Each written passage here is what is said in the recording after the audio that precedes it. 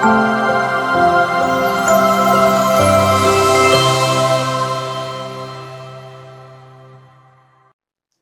இயேசு கிறிஸ்துவுக்குள் எனக்கு அருமையானவர்களே, நம் ஆண்டவர் இயேசு கிறிஸ்துவின் நாமத்தினால் உங்கள் அனைவரையும் வாழ்த்தி வரவேற்கிறேன். பிரியமானவர்களே, நாம் காணுகின்ற கனவு கடவுளுக்கு உண்மையாக இருந்தால், கடவுளுக்கு ஏற்றதாக இருந்தால், அதை ஒரு நாள் நாம் நினைவாக உண்மையாகவே பெற்றுக்கொள்வோம் என்பது கடவுள் நமக்கு கொடுக்கின்ற வாக்குறுதி.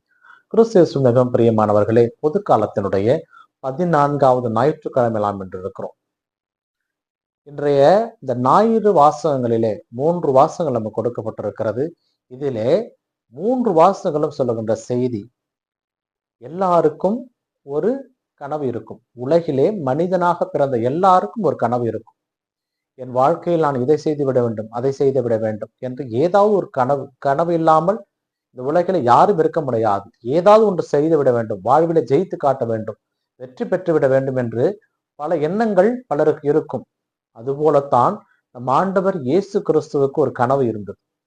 அது என்ன கனவு என்றால், சீடர்களை உலகெங்கும் சென்று படைப்பிற்கெல்லாம் நற்செய்தி அறிவிக்க சொல்ல வேண்டும்.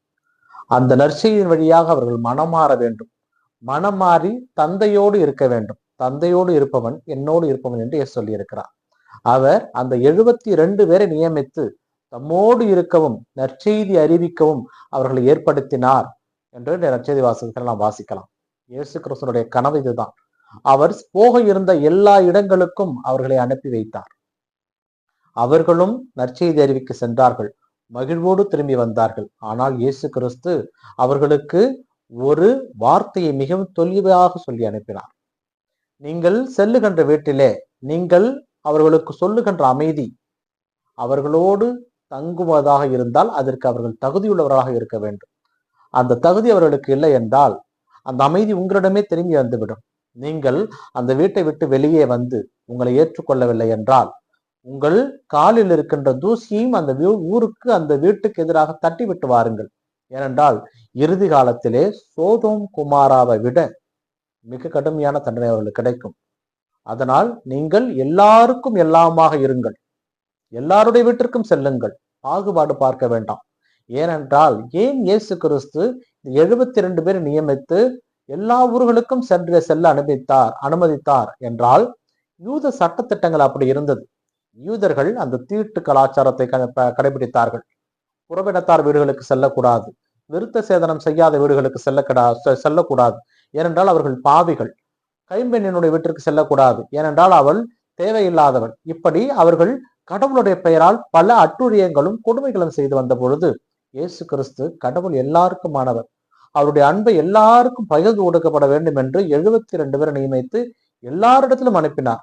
அப்பொழுதுதான் இந்த வார்த்தை சொல்லுகிறார், ஒருவேளை உங்களை ஏற்றுக்கொள்ளவில்லை என்றால் நீங்கள் கொடுக்கின்ற அமைதி அவர்களோடு தங்காது, திரும்பி வந்துவிடும் என்று. இந்த கனவு தான் இயேசு கிறிஸ்துவோடையது. இந்த கனவில் தான் நாம் வாழ அழைக்கப்படுகிறோம். ஏனென்றால் இயேசு கிறிஸ்து உடைய கனவு எல்லாரும் இறையாட்சியினுடைய பங்காளர்களாக மாற வேண்டும். அதான் இயேசு கிறிஸ்துனுடைய கனவு. அந்த கனவை நினைவாக்க வேண்டும் என்றுதான் சீடரை அனுப்பினார். அந்த சீடர்களும் மகிழ்வோடு திரும்ப வருகிறார்கள். மகிழ்வோடு திரும்ப வந்து இயேசுவிடம் சொல்லுகிறார்கள், நாங்கள் உம்முடைய பெயரால் பேய்களை ஓட்டினோம், அவையும் எங்களுக்கு கீழ்ப்படுகின்றன என்று சொல்லுகின்ற பொழுது இயேசு கிறிஸ்து அவர்களுக்கு சொல்லுகின்ற வார்த்தை, பேய்கள் உங்களுக்கு கீழ்ப்படுகின்றன என்று சந்தோஷப்பட வேண்டாம், உங்களுடைய பெயர் விண்ணுலகத்திலே எழுதப்பட்டிருக்கிறது என்று சந்தோஷப்படுங்கள் என்ற ஒரு வார்த்தை இங்கே சொல்லுகிறார். கிறிஸ்து இயேசு மிகவும் பிரியமானவர்களே, நாம் இயேசுனுடைய மதிப்பீடுகளை ஏற்று இயேசுவுக்காக வாழ்கின்ற பொழுது இந்த ஊரிலே, இந்த மக்கள் மத்தியிலே, இந்த உலகிலே நமக்கு மரியாதை கிடைக்கவில்லை, நாம் இயேசுனுடைய பெயரால் செய்கின்ற சேவைக்கு அங்கீகாரம் கிடைக்கவில்லை என்றால் நாம் கவலைப்பட வேண்டாம். விண்ணுலகிலே நமது பெயர் எழுதப்பட்டிருக்கிறது என்று சந்தோஷப்பட்டுக் கொள்வோம். ஏனென்றால் இந்த உலகம் போட்டி பொறாமைகள் நிறைந்த உலகம். ஆண்டவர் இயேசு கிறிஸ்துவையே கொல்ல தேடிய உலகம் இது. அப்படி இருக்கின்ற பொழுது அவருடைய நாமத்தினால் நாம் அறிவிக்கின்ற பொழுது பல இடர்களும் இன்னல்களும் வந்து சேரும். ஆனால் ஒன்று நிச்சயம், இயேசு கிறிஸ்துனுடைய நாமத்தை நாம் அறிக்கையிடுகின்ற பொழுது நாம் வல்லமையான கருவியாக மாறுவோம். ஏனென்றால் நாம் பேசுவது சாதாரண வார்த்தை அல்ல, நம் ஆண்டவர் இயேசு கிறிஸ்துனுடைய உயிருள்ள வார்த்தை. அந்த உயிருள்ள வார்த்தையை நாம் அறிக்கையிடுகின்ற பொழுது அது இன்னொருக்கு உயிராக போய் சேரும். இன்னொருக்கு உயிரை கொடுக்கும். நம் வாயிலிருந்து செல்லுகின்ற வார்த்தை நல்ல வார்த்தையாக இருந்தால் முடியாதவன், அதாவது நோயுற்றவன் கூட உடல்நலம் சரியாகி எழுந்து விடுவான். உங்களுக்கு அமைதி உரித்தாக என்றால் துன்பம் இருந்தாலும், கண்ணீர் இருந்தாலும், கவலை இருந்தாலும் அவை எல்லாம் அவர்களை விட்டு கடந்து சென்று விடும். ஏனென்றால் நாம் கொடுக்கின்ற அமைதியில் தூய ஆவியானவர்களோடு சென்று சேருவார். அதனால்தான் ஆண்டவர் இயேசு கிறிஸ்து தங்களுடைய சீடர்களை பார்த்து சொன்னது, உங்களுக்கு பேய்களை ஓட்டவும் நீங்கள் எல்லா விதமான ஆசீர்வாதம் பெற்றுக்கொள்ளவும் உங்களுக்கு நான் அதிகாரம் அளித்துள்ளேன். நீங்கள் சென்று படைப்பிற்கெல்லாம் நற்செய்தி அறிவியுங்கள். படைப்பு என்றால் இந்த இடத்திலே எல்லாமும் படைப்புகள் தான்.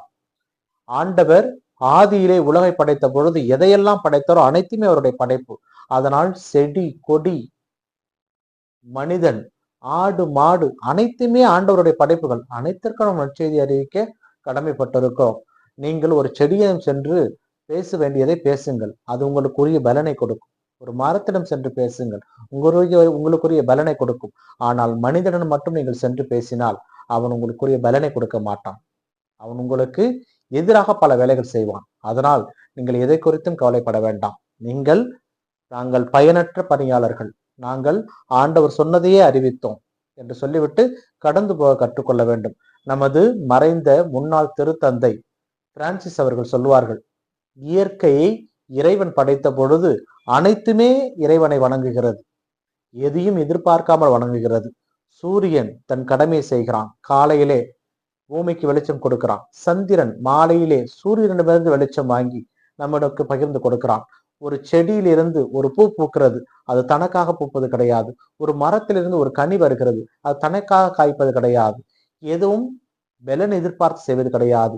ஆனால் இந்த மனித மிருகம் மாத்திரம் பலனை எதிர்பார்க்கிறது என்று ஆண்டவர் இயேசு கிறிஸ்துவும் அதை தான் நம்மிடம் சொல்லுகிறார். நீங்கள் செய்கின்ற எந்த காரியத்திற்கும் பலனை எதிர்பார்க்காதீர்கள். விண்ணுலகிலே உங்களுடைய பெயர் எழுதப்பட்டிருக்கிறது என்று சந்தோஷப்படுங்கள். அதுதான் நம் ஆண்டவர் இயேசு கிறிஸ்துனுடைய கனவு. நாம் இயேசு கிறிஸ்துனுடைய நற்செய்தி அறிவிக்கின்ற பொழுது, இயேசு கிறிஸ்துவை பற்றி அறிவிக்கின்ற பொழுது, நம் ஆண்டவர் இயேசு கிறிஸ்துனுடைய கனவை நனவாக்குகிறோம் என்ற மற்றற்ற மகிழ்ச்சியில் நாம் தலைத்திருப்போம். ஏனென்றால் கடவுளுக்காக எதையுமே என்னால் செய்ய முடியவில்லையே என்று ஏங்குவோருக்கு கடவுள் நமக்கு கொடுத்திருக்கின்ற ஒரே ஒரு வாய்ப்பு இது. இறை நற்செய்தி அறிவிப்போம். இறைவனை அறியாதவர்களுக்கு இயேசு கிறிஸ்துவை அறிய வைப்போம். அதுதான் கடவுள் நமக்கு கொடுத்திருக்கின்ற வாய்ப்பு. அந்த கனவை நனவாக்க முயற்சி செய்வோம். இந்த நாள் உங்களுக்கு இனிய நாளாகவே அமையட்டும். இறைவன் இயேசு என்று வாழ்த்த பெறுவாராக. ஆமேன்.